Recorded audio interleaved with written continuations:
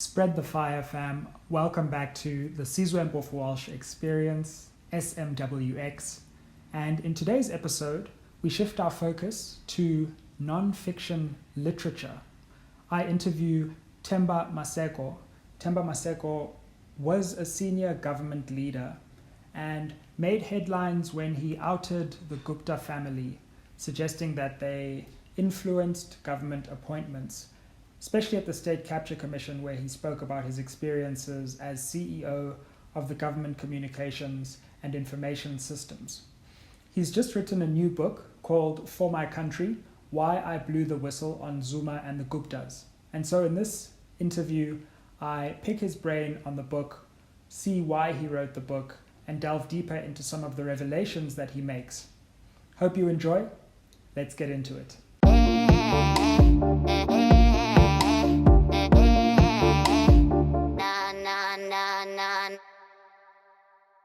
Baba, thanks so much for joining us on SMWX to speak about your new book, For My Country.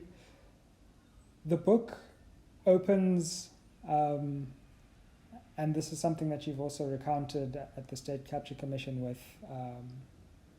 a call from former President Zuma to help his friends, the Guptas, when you're in your position as CEO of GCIS. And you take us into how that leads you into the Gupta residence and meeting with the Guptas. It's a fascinating view of the way that state capture worked and your resistance to it. But one thing that I was thinking about while I was reading that section, when finally you actually almost abused, and you kind of told, listen here, either you give us the advertising money or we will get you fired. What was the tone like of that exchange? Because when you read it in the written word, or even when you spoke about these things at the State Capture Commission, there was a kind of even tone, but I assume the tone was actually quite different. The tone was something that actually got me extremely upset, because Ajay Gupta himself was talking down to me. He was using a very authoritarian voice, like giving an instruction. And that's what I partly took exception to, because I thought it was totally unacceptable for somebody who's not in government to give an instruction to a government official. And remember, GCIS is part of the presidency. So it was in effect an outsider giving an instruction to a senior government official who works in the president's office. And I could only assume that he was doing so because he knew that he was having a very special relationship with the president himself. But the fellow who called me before Ajay himself, I think his name is Tony or something, he was also very, I think, authoritarian in his way of dealing with me, because he was essentially demanding a meeting with me. And when I said, listen, call me on a Monday, we can set a time, he was also saying, no, the meeting needs to happen on Monday at 8 o'clock. And I thought, what the nerve for somebody who's not in government to demand not just a meeting, but also setting a time for the meeting. So the tone was actually quite distressing, if I could use that word. It's a really interesting view into what it's like to be at the center of this tug of war. And I just wondered, from your perspective, because the book goes into your background, your history as a student activist, as an ANC activist, and then finally as a senior government official. And I think the stories of people who have risen to prominence in our country still seem to be untold. So I had no idea about the struggles that you went through just to get to Wits, for example. Why have we failed to tell these stories, and why do we know so little about the people who we see on our TV screens every night? I think there's an element of fear. of the challenge of writing a story, telling stories. And unfortunately, we're in a situation today where people who were involved in the actual struggles are not telling their stories. So their stories are being told by journalists and other authors. And I think it's a big challenge that all of us face, because many activists went through tough times during the struggle days. And many of them are likely to go to their graves without their stories being shared. So in a sense, they will go to their graves with a history, a very rich history of struggle. And it gives one the worry, because what's happening in the country today, particularly the politics that are taking place inside the ruling party, it gives a sense that many of the people who sacrificed their lives, families that were destroyed, a lot of that is actually going to waste because of what is happening in the country today. And I'm hoping that through my book, many activists are going to be inspired and encouraged to tell their stories, so that future generations can know what it took to be where we are as a country, and why so many of us are equally distressed about what's happening in the country, what's happening in the ruling party itself. So the need to tell stories, in my view, is absolutely vital. And this is my small contribution to say there's more to us than just what we read about in the newspapers. Yeah, I think especially with your generation and of course the generation before you, when someone rises to prominence or makes it to a public position, that there's a trail of overcoming poverty, of fighting against tremendous injustices. But I also, while I was reading, started to think about the link between those difficult early years that you faced, and many black leaders in our country faced, having to make it through difficult times, not always having food when you go to school, as you put it, and you take us into the difficulty of life under apartheid in Soweto or any other place. And then I think of all leaders now. Luckily, you were one who spoke out, but all leaders now who are in these prominent positions have a lot of money, have a lot of power. And maybe we haven't spoken enough about what it means to come from poverty and then have money, and how difficult it is to say no to that opportunity when you have come from such a difficult background. Yeah, no, that's a really tough one, because if you look at the way things have turned out in the country today, we've had a situation now where people associate leadership and serving the nation with wealth.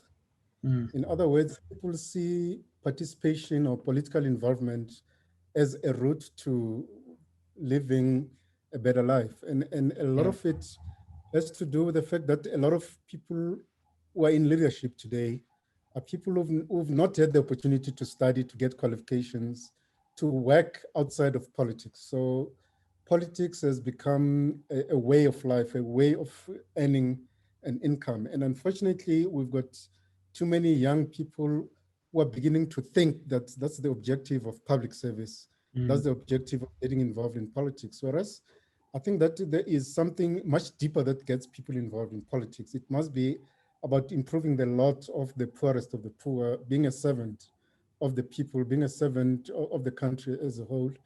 And some of us were fortunate, because whilst we were involved in struggle, we were also studying. I mean, we tried to strike a balance between studying and also getting involved in the struggle. It wasn't easy, it was tough. Many of our comrades never made it to get qualifications, degrees, etc., etc.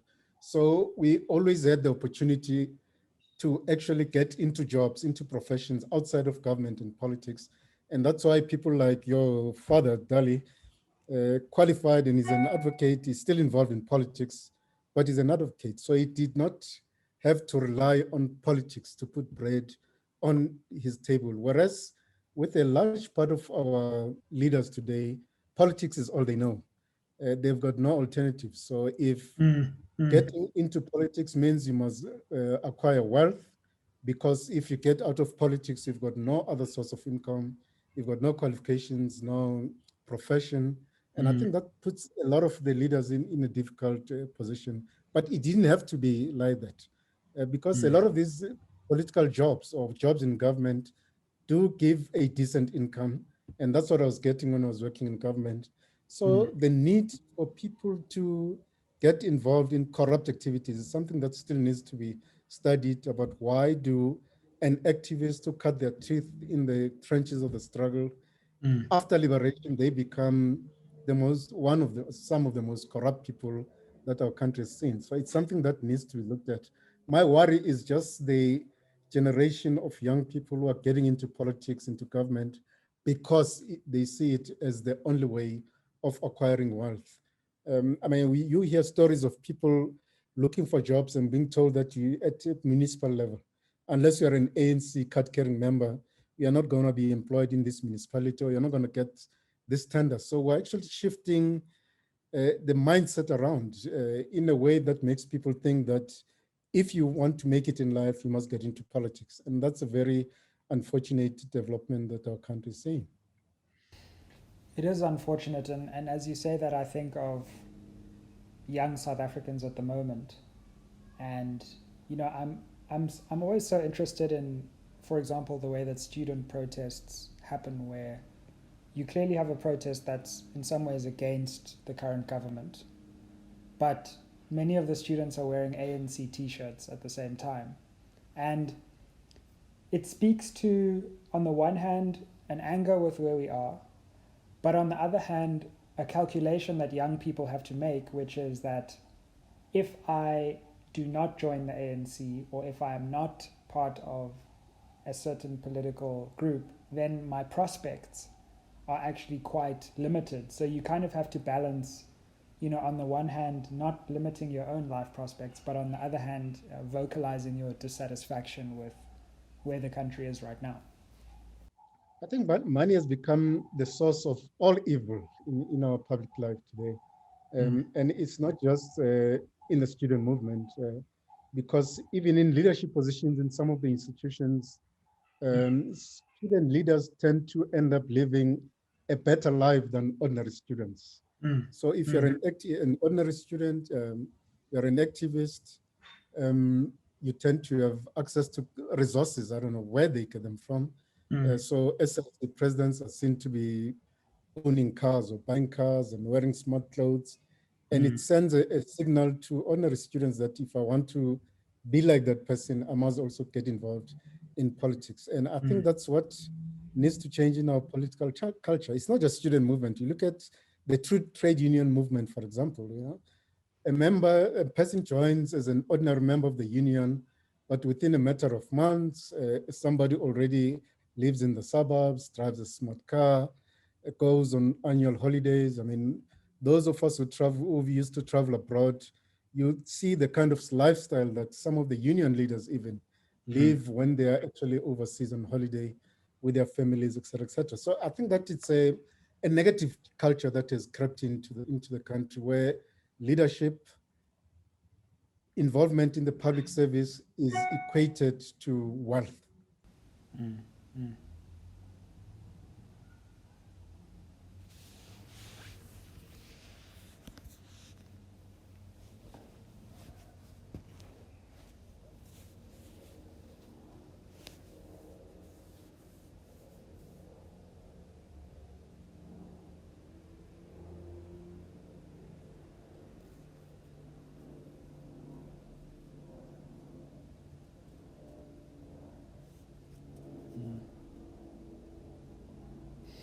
Well, let's come back to the narrative of the book. And, as I say, it's interesting because in some ways the title of the book relates to your speaking out against state capture in the Zuma years. But it's actually something of a memoir that really encompasses your whole life. And so to the audience watching, do read it from that perspective to understand, the full life of someone who I think has contributed a lot to the country. But of course, the juicy part, as it were, is this part where, you're right at the center of government when the state is being captured, as it were, or recaptured maybe. And you take us into this cabinet meeting where you are being effectively fired because it seems like you're not cooperating with the Guptas and moved into a new position. Um, what was that process like? And can you paint that picture, maybe even more than you are allowed to do with the space constraints in the book, of what it's like to sit in a cabinet meeting and watch all the things that are happening around you when you yourself are even being removed?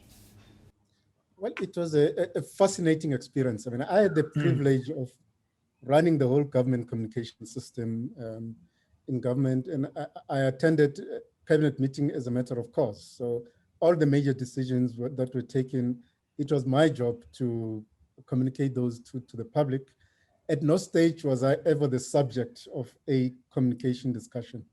And yet it happened in that cabinet meeting. I mean, the important thing is to just go back a few days before that cabinet meeting, where I get a call from Minister Chaban, who says he needs to meet me urgently. I go and meet him in his office. And then he tells me that he's got bad news to share with me. And those news were that the president has called him. The president, Zuma, was out of the country at the time. Minister Chavane tells me that Zuma had instructed him to remove me from GCIS by the time he comes back into the country.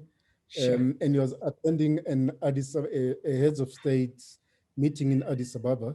So I'm told on the Monday. Could we just stop there, because that alone is what was Minister Chabane, may his soul rest in peace, what was his demeanor like when he had to say to you, like, when President Zuma gets back, he wants you gone? It was quite difficult. I didn't wish to be in his position because Minister Chabane and I had a very good relationship. We played golf together. We met on a regular basis. So when he called me to say something was urgent, I did expect something difficult for him to share with me. So as I walked into his office, I could tell that the man was not himself. He was a little bit shaken even. And then he just told me that, he doesn't have good news for me. He's just received this call from the president. And I could tell from even the tone of his voice that, in fact, this is not the Collins I knew. And he just broke the news to me to say the president wants me out of the GCIS position by the time he returns. I obviously sank into my chair when I heard this news, but I could tell that Collins Chabane was communicating something that he did not agree with 100%. And then when he shared the news and I asked him, what does this mean? He basically says it means that, he doesn't have a choice, but he has to implement the instruction from his boss. But he said something that made me feel a little bit comfortable, because he said he knew I was doing a good job and the whole of cabinet was happy with my involvement or participation in the communication space for government. And he said he was going to make sure that I don't end up in the streets. He would find an alternative place for me in one government department. So it was an attempt on his part to actually soften the blow, but also to make it very clear to me that, in fact, he did not agree with that decision, but he had to implement it because he didn't have a choice.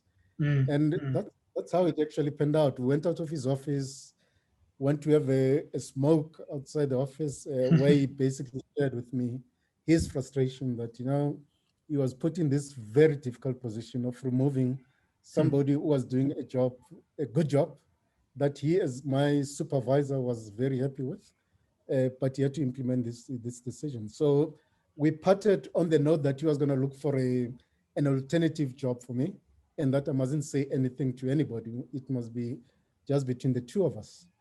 So this was on a Monday morning. And then I go to the cabinet meeting the next Wednesday.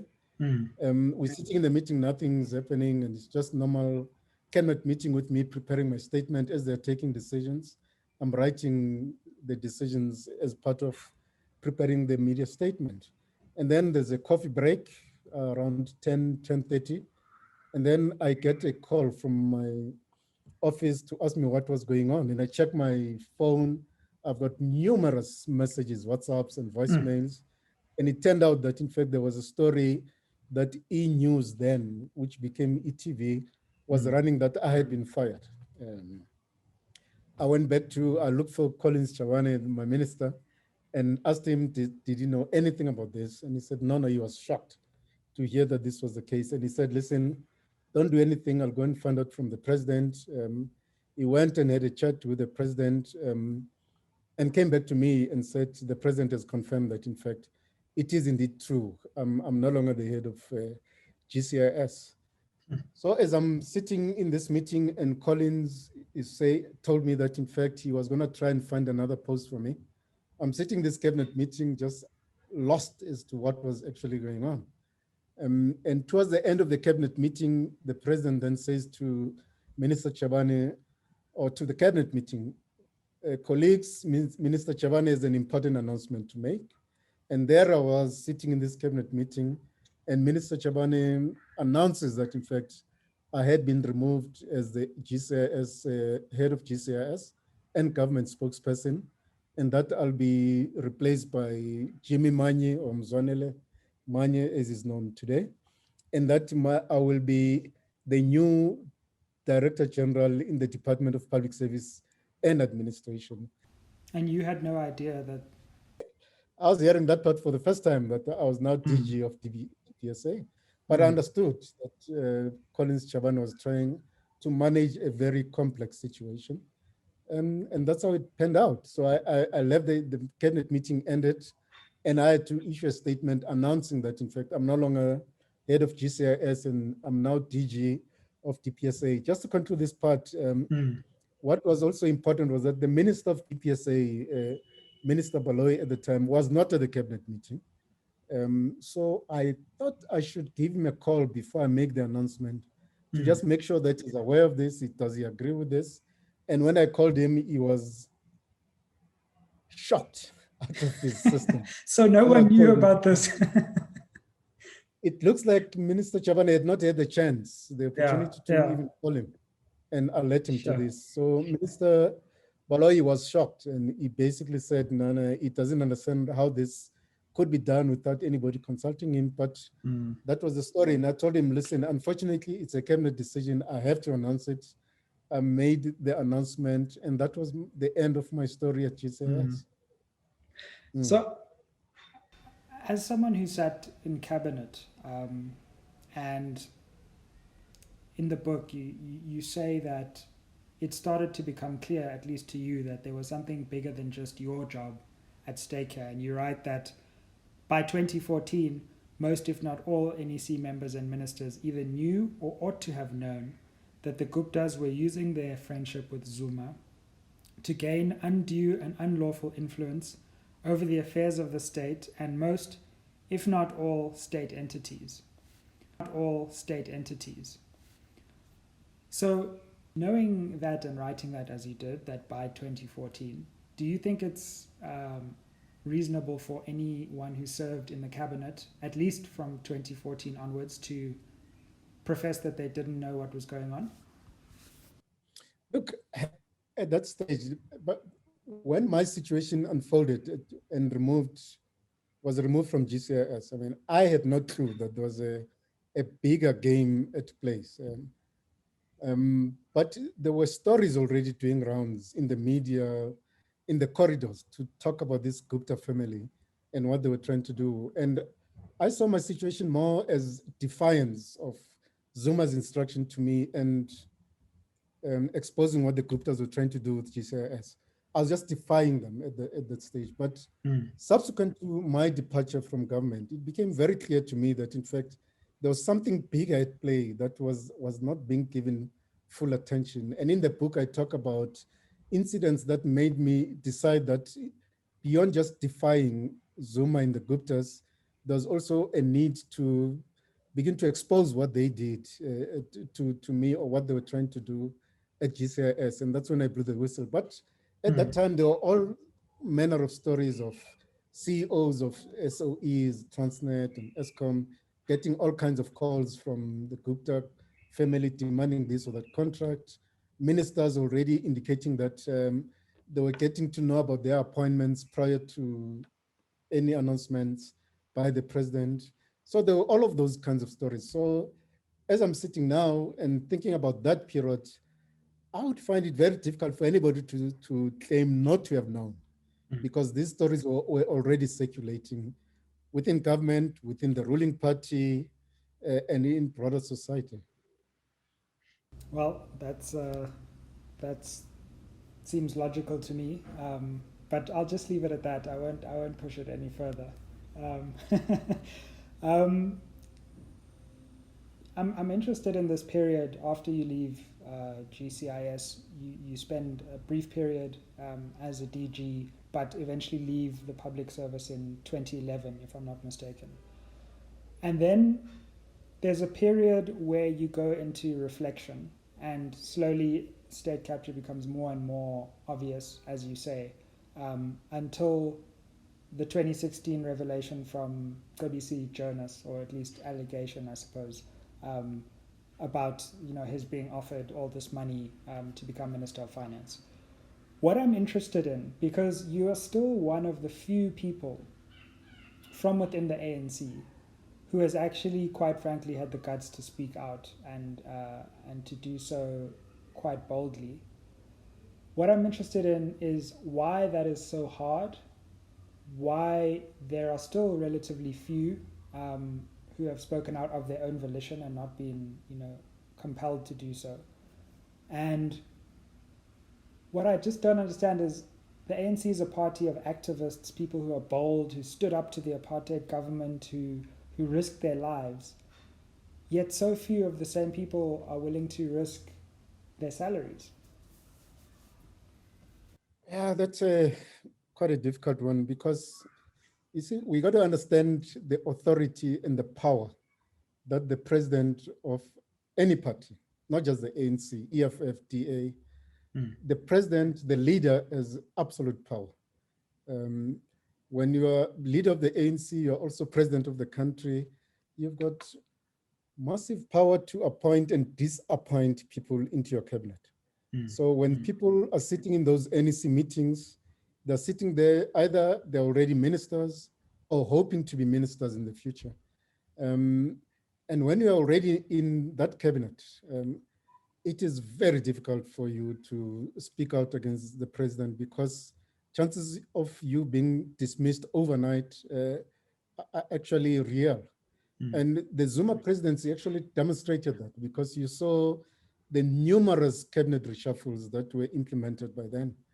And people knew that if they step out of line, chances of them losing their positions were quite great. And Zuma at the time was a very popular president in the party, especially, to some extent in the country as well. So people feared that if they were to speak out, they would lose actually their jobs, their income.